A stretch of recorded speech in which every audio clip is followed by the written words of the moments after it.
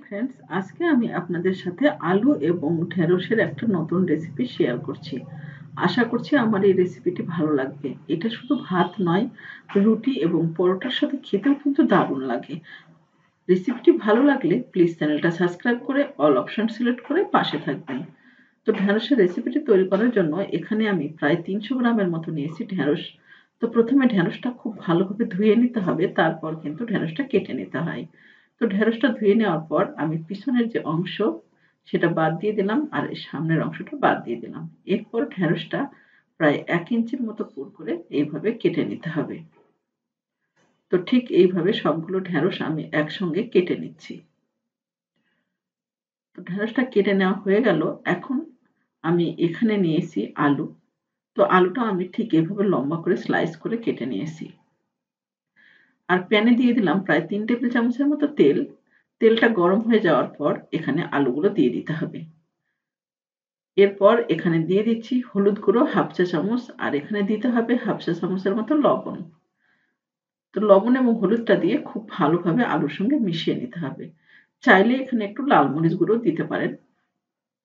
তো খুব ভালোভাবে মিশিয়ে নিলাম। এরপর এটা আমি প্রায় ঢাকা দিয়ে রেখে দেব প্রায় ২ থেকে ৩ মিনিটের মতো।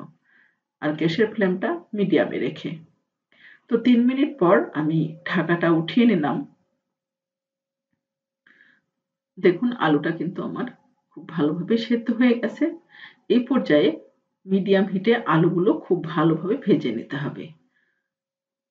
তো একটু সময় নিয়ে ঠিক এইভাবে ব্রাউন করে আলুগুলো ভেজে নিতে হবে।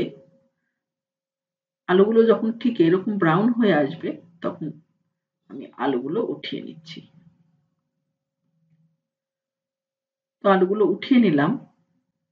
এরপর প্যানে দিয়ে দিলাম আরো ২ টেবিল চামচের মতো তেল। দেওয়ার পর এখানে দিয়ে দিচ্ছি পেঁয়াজ কুচি। আমি প্রায় ১ কাপের মতো দিলাম। তবে পেঁয়াজটাকে একেবারে মিহি করার প্রয়োজন নেই। পেঁয়াজটা ঠিক এরকম একটু মোটা, মোটা করে দিতে হবে। এতে করে কিন্তু খেতে ভালো লাগে। আর এখানে দিয়ে দিলাম রসুন কুচি। আমি প্রায় ২ টেবিল চামচের মতো দিলাম। দিয়ে খুব ভালোভাবে পেঁয়াজ এবং রসুনটাকে প্রায় মিডিয়াম হিটে ভেজে নিতে হবে। এরপর দিয়ে দিলাম কয়েকটা কাঁচামরিচ কুচি। তো সবগুলো একসঙ্গে দেওয়ার পর প্রায় ৪-৫ মিনিটের মতো মিডিয়াম হিটে পেঁয়াজ, রসুন এবং কাঁচামরিচটা ব্রাউন করে ভেজে নিতে হবে। তো সবকিছু ভেজে নেওয়ার পর এখানে ঢেঁড়সগুলো দিয়ে দিতে হবে। ঢেঁড়সগুলো দিয়ে খুব ভালোভাবে পেঁয়াজ এবং রসুনের মধ্যে মিশিয়ে নিতে হবে। তো এরপর এখানে দিয়ে দিচ্ছি পরিমাণ মতো লবণ আর এখানে দিয়ে দিচ্ছি ১/২ চা চামচের মতো হলুদ গুঁড়ো। দিয়ে খুব ভালোভাবে মিশিয়ে নিতে হবে। এই পর্যায়ে এটা ঢাকা দিয়ে রেখে দেব একেবারে গ্যাসের ফ্লেমটা লোতে রেখে প্রায় ২ মিনিটের মতো। তো ২ থেকে ৩ মিনিটের মতো ঢাকা দিয়ে রাখার পর এটা উঠিয়ে নিলাম। ঢেঁড়সটা কিন্তু আমার সেদ্ধ হয়ে গেছে। এই পর্যায়ে মিডিয়াম হিটে এটাও আমি প্রায় ৩-৪ মিনিটের মতো ভেজে নেব।